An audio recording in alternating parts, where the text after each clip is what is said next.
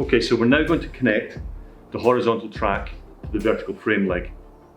And Teckentrup, as you know, we're a little bit innovative, and we've designed this so that you can actually fit the horizontal track like this. Connect your spacer bar at the back, put your other track in. You can then actually load the springs into the spring trays, then lift everything up, prop it, and then you can get everything level and square, check your diagonals, etc. And the way you do that is that there's a location pin here, it locates into the frame leg just here, and then this half moon slot here with the T20 fixing in it allows the frame to rotate up to 90 degrees. So I'm just going to pop the rotating pin in, nice and simple, just goes there like that.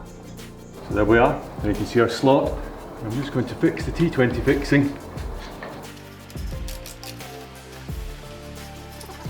There you go, that's the first connection. This hole here, when we lift it vertical, the second T20 fixing goes into it. And that'll just rotate nicely up.